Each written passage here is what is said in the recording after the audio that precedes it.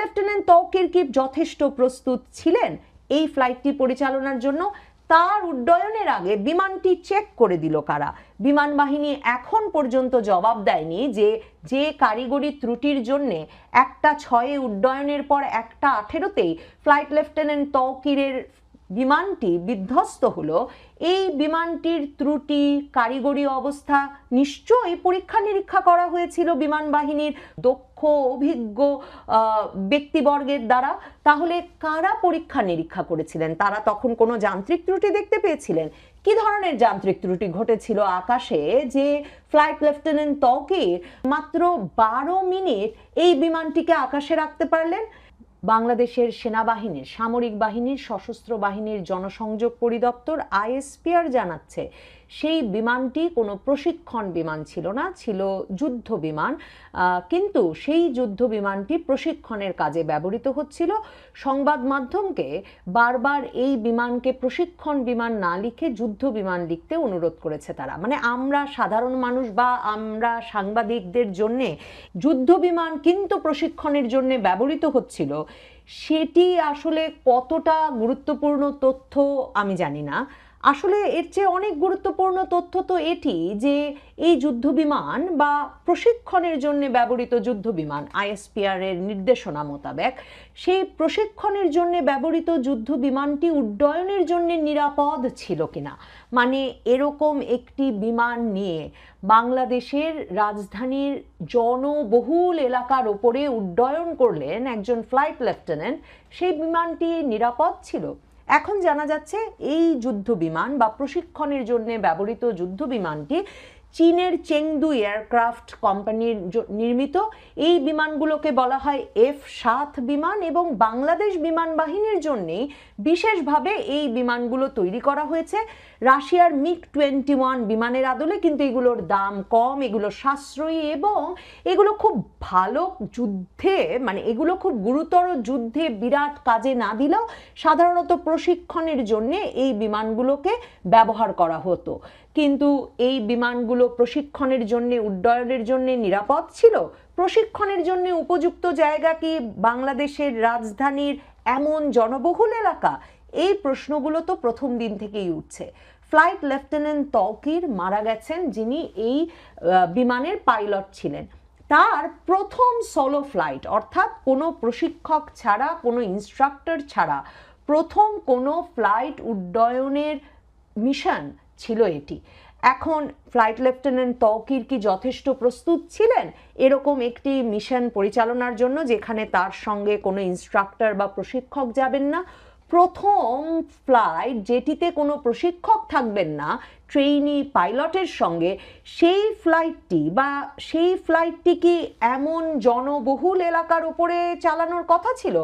এই প্রশ্নগুলো আমাদের সাধারণ মানুষের মনে খুব স্বাভাবিকভাবে আসছে, কারণ আমি আপনাদের আগেও বলেছি খুব স্বাভাবিক ট্রেনিং প্রোটোকল হচ্ছে, বিমান পরিচালনার প্রশিক্ষণের প্রোটোকল হচ্ছে বিমান প্রশিক্ষণ সবসময় দিতে হবে জনবিরল জায়গায়, যাতে এত বড় যানটি সাধারণ মানুষের জানমালের ওপর পড়ে ব্যাপক জানমালের ক্ষয়ক্ষতির কারণ না হয়। কাজেই এই ভারী যানটি নিয়ে একজন পাইলট প্রথমবারের মতো তার একক মিশন পরিচালনা করতে ঢাকার আকাশে উড়লেন কেন?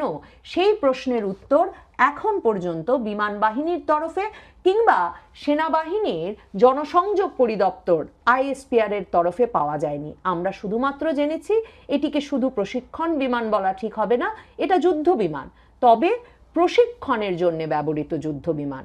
আমরা আরও জেনেছি, আমি পত্রপত্রিকা পড়ে জানছিলাম যে চীনের চেংদু এয়ারক্রাফটের তৈরি এই বিমানগুলো, F-7 বিমানগুলো বাংলাদেশ ছাড়াও চীন, মিশর, পাকিস্তান, উত্তর কোরিয়া এরা ব্যবহার করে। 2013 সালেই চেংদু এয়ারক্রাফট চীনে এই এয়ারক্রাফটটি কিছু দুর্ঘটনায় পড়বার পর এর উৎপাদন বন্ধ করে দেয়। কিন্তু বাংলাদেশ, পাকিস্তান, উত্তর কোরিয়া সহ অনেক দেশেরই বাহিনীগুলো এখনো এই বিমানগুলো তাদের প্রশিক্ষণে ব্যবহার করছে। কিন্তু দেখুন, বাংলাদেশ বিমান বাহিনী কোন বিবেচনায়, মানে আমি বলবো কোন আক্কেলে এই বিমানটি, চীনের নির্মিত এই যুদ্ধ বিমানটি প্রশিক্ষণের কাজে বাংলাদেশের আকাশে, জনবহুল এলাকার আকাশে উঠতে দিল? কারণ এর আগে দুটো দুর্ঘটনায় পড়েছে এই মডেলের বিমান, এবং বাংলাদেশ বিমান বাহিনীর দুজন পাইলট এতে নিহত হয়েছেন। এর আগে 2018 সালের নভেম্বরে টাঙ্গাইলের মধুপুরের রসুলপুরে বিমান বাহিনীর F-7 বিজি প্রশিক্ষণ বিমান বিধ্বস্ত হয়। এতে উইং কমান্ডার আরিফ আহমেদ দীপু নিহত হয়েছিলেন। আর 2021 সালের নভেম্বরে চট্টগ্রামের জহুরুল হক ঘাঁটি থেকে উড্ডয়নের পর বঙ্গোপসাগরে বিধ্বস্ত হয়েছিল আরেকটি F-7 বিমান। এতে ফ্লাইট লেফটেন্যান্ট তাহমিদ নিহত হয়েছিলেন। তাহলে দেখুন, বাংলাদেশ বিমান বাহিনীর এই F-7 মডেলের 36টি বিমান আছে, এবং তার মধ্যে দুটি 2018 এবং 2021 সালে বিধ্বস্ত হয়েছে এবং নিহত হয়েছেন বিমান বাহিনীর 2 পাইলট। তারপরেও সেই বিমানগুলো প্রশিক্ষণে শুধুমাত্র বিমান বাহিনী ব্যবহার করে যাচ্ছে তাই নয়, বিমান বাহিনী সেই বিমান নিয়ে ঢাকা শহরের আকাশে প্রথম সোলো ফ্লাইট পরিচালনা করতে উড়িয়ে দিয়েছিলেন ফ্লাইট লেফটেন্যান্ট তৌকিরকে। ফ্লাইট লেফটেন্যান্ট তৌকির কি যথেষ্ট প্রস্তুত ছিলেন এই ফ্লাইটটি পরিচালনার জন্য? তার উড্ডয়নের আগে বিমানটি চেক করে দিল কারা? বিমান বাহিনী এখন পর্যন্ত জবাব দেয়নি যে কারিগরি ত্রুটির জন্য একটা 6-এ উড্ডয়নের পর একটা 18-তেই ফ্লাইট লেফটেন্যান্ট তৌকিরের বিমানটি বিধ্বস্ত হলো। এই বিমানটির ত্রুটি, কারিগরি অবস্থা নিশ্চয়ই পরীক্ষা নিরীক্ষা করা হয়েছিল বিমান বাহিনীর দক্ষ অভিজ্ঞ ব্যক্তিবর্গের দ্বারা। তাহলে কারা পরীক্ষা নিরীক্ষা করেছিলেন? তারা তখন কোনো যান্ত্রিক ত্রুটি দেখতে পেয়েছিলেন? কি ধরনের যান্ত্রিক ত্রুটি ঘটেছিল আকাশে যে ফ্লাইট লেফটেন্যান্ট তৌকির মাত্র 12 মিনিট এই বিমানটিকে আকাশে রাখতে পারলেন? আরও জানবার যেটা ইচ্ছা, ফ্লাইট লেফটেন্যান্ট তৌকির কিভাবে মারা গেলেন? দেখুন, এই প্রশ্ন বারবার উঠছে কারণ ফ্লাইট লেফটেন্যান্ট তৌকির প্যারাশুট দিয়ে ঝাঁপ দিয়েছিলেন বিমান থেকে বিমান বিধ্বস্ত হওয়ার আগে। যারা বিমান উড্ডয়ন সম্পর্কে কিছু মাত্র জানেন তারা জানেন বিমান এমন একটি ভারী যান, এবং সেটি নিয়ে যখন আকাশে উড্ডয়ন করেন কোনো একজন পাইলট, তখন তার সবচেয়ে বড় দায়িত্ব থাকে জানমালের নিরাপত্তা বিধান করা, এবং যাতে কোনোভাবেই তার এই ভারী যানটি এমন জায়গায় বিধ্বস্ত না হয়, কোনো কারণে যদি তিনি টেরও পান যে এটি আসলে সকল নিয়ন্ত্রণ হারিয়ে ফেলেছে এবং বিধ্বস্ত হতে যাচ্ছে, এমন জায়গায় বিধ্বস্ত না হয় যাতে জানমালের ব্যাপক ক্ষয়ক্ষতি হয়। এবং পাইলট মৃত্যুর আগ পর্যন্ত আসলে বিমানটিকে নিরাপদ জায়গায় নেওয়ার চেষ্টা করেন। আর আপনি আমি বিমানে উঠলে যেমন আমাদেরকে নানাভাবে শেখানো হয় যে কি করে ইমার্জেন্সি পরিস্থিতিতে আমরা সিটের কোথায় প্যারাশুট পাবো, কিভাবে ঝাঁপ দিয়ে পড়বো, এই দায়িত্ব কিন্তু পাইলটের নয়। পাইলট নিজের জীবন বাঁচাবেন না, পাইলট জীবন বাঁচাবেন অপরের। একদিকে বিমানের ভেতরে থাকা ব্যক্তিবর্গের, অন্যদিকে বিমানটি যাতে এমন জায়গায় পড়ে, বারবার এই কথাটা বলছি কারণ এটা খুব গুরুত্বপূর্ণ, বিমানটি যাতে এমন জায়গায় পড়ে যাতে জানমালের ক্ষয়ক্ষতি কম হয়। আইএসপিআর গতকাল যখন প্রথম খবর দিল যে ফ্লাইট লেফটেন্যান্ট তৌকির মারা গেছেন এই দুর্ঘটনায়, তখন আইএসপিআর সাথে সাথে আমাদেরকে এটাও জানালো যে ফ্লাইট লেফটেন্যান্ট তৌকির শেষ পর্যন্ত চেষ্টা করেছিলেন বিমানটিকে একটা জনশূন্য জায়গায় নিয়ে যাওয়ার, কিন্তু ফ্লাইট লেফটেন্যান্ট তৌকির তো জনশূন্য জায়গায় নিয়ে যাওয়ার শেষ পর্যন্ত চেষ্টা করেননি। তিনি তার আগেই নিজেকে ইজেক্ট করেছেন, নিজে প্যারাশুট দিয়ে ওই বিমান থেকে ঝাঁপ দিয়েছেন। তাহলে ফ্লাইট লেফটেন্যান্ট তৌকিরের মানসিক স্থিরতা, মানসিক শক্তির জায়গায় প্রশিক্ষণ কি ঠিক ছিল? তিনি কি যথেষ্ট প্রশিক্ষিত ছিলেন এমন একটি যুদ্ধবিমান উড্ডয়নের জন্য একা একা?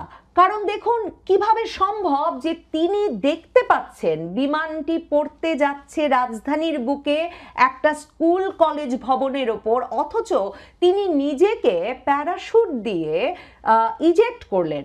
তাকে এই নির্দেশনা কি কন্ট্রোল রুম থেকে দেওয়া হয়েছিল? তার মানে বিমান বাহিনীর কন্ট্রোল রুমের সঙ্গে বিমানের সংযোগ তখনও অব্যাহত ছিল।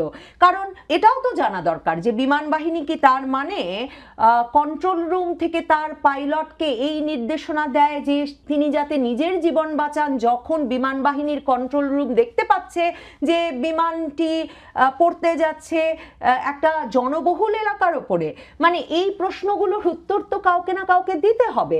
নাকি তরুণ ফ্লাইট লেফটেন্যান্ট তৌকির নিজে প্রাণ বাঁচতে আতঙ্কিত হয়ে পড়ে মানসিকভাবে সে সময় বিপর্যস্ত হয়ে পড়ে নিজেই নিজেকে ইজেক্ট করেছিলেন?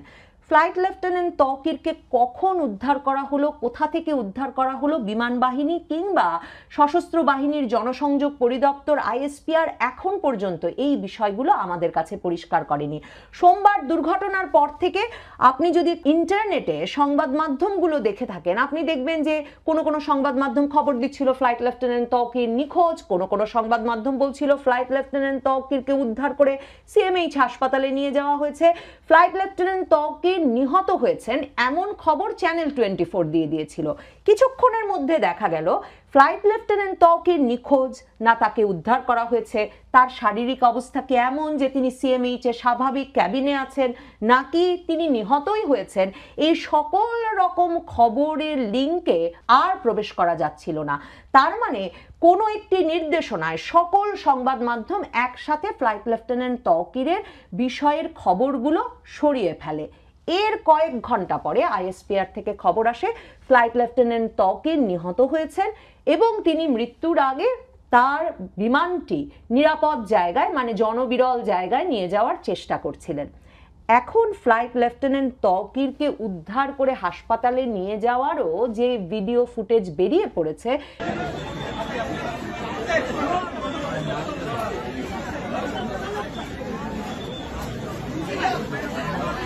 সেখানে স্পষ্টতই বোঝা যাচ্ছে ফ্লাইট লেফটেন্যান্ট তৌকির পুড়ে যাননি। তার মানে তার গায়ে আগুনের কোনো ছোঁয়া লাগেনি, লাগবার কারণও নেই, কারণ বিধ্বস্ত হওয়ার আগেই তিনি নিজেকে নিজে ইজেক্ট করেছিলেন, প্যারাশুট দিয়ে ঝাঁপিয়ে পড়েছিলেন। এবং শোনা যাচ্ছে তিনি প্যারাশুট দিয়ে ঝাঁপিয়ে পড়েছিলেন একটা কোনো বাড়ির তালাবদ্ধ ছাদে। কি অবস্থায় ফ্লাইট লেফটেন্যান্ট তৌকিরকে উদ্ধার করা হয়েছিল, কি অবস্থায় ফ্লাইট লেফটেন্যান্ট তৌকিরকে পাওয়া গিয়েছিল যে এই তরুণ ফ্লাইট লেফটেন্যান্টকে আর বাঁচানো গেল না? তিনি তো পুড়ে যাননি, তিনি কোথায় আঘাত পেয়েছিলেন? প্যারাশুট দিয়ে অবতরণের ক্ষেত্রেও তার এ ধরনের দুর্ঘটনায় শিকার হওয়ার কারণটা কি, এবং কি ধরনের মারাত্মক আঘাতের কারণে তাকে আর বাঁচানো গেল না? এই খবরগুলো, এই বিশ্লেষণ ব্যাখ্যাগুলো আমরা এখন পর্যন্ত বিমান বাহিনীর কাছ থেকে পাইনি। বিমান বাহিনী সহ সশস্ত্র বাহিনী, মানে 3 বাহিনী প্রধানের উপস্থিতিতে ফিউনারাল প্যারেড এবং জানাজার মাধ্যমে কুর্মিটোলায় যথাযোগ্য মর্যাদায় শেষ বিদায় জানানো হয়েছে এই তরুণ ফ্লাইট লেফটেন্যান্ট তৌকিরকে। গতকাল সোমবার তার সারা পরিবার আনন্দে ভাসছিল যে তাদের বাড়ির ছেলে প্রথমবারের মতো একক ফ্লাইট পরিচালনা করবেন, এবং নিচে তাকে একক ফ্লাইট পরিচালনা শেষে স্বাগত জানানোর জন্য, আনন্দে মাতবার জন্য অপেক্ষা করছিলেন বিমান বাহিনীতে তার সহকর্মীরা। কিন্তু ফ্লাইট লেফটেন্যান্ট তৌকিরের পেশাগত জীবনের সবচেয়ে উল্লেখযোগ্য দিনটি শেষ পর্যন্ত সারা বাংলাদেশের জন্য একটা বিষাদময় দিনে, আতঙ্কের দিনে, শোকের দিনে পরিণত হয়েছে।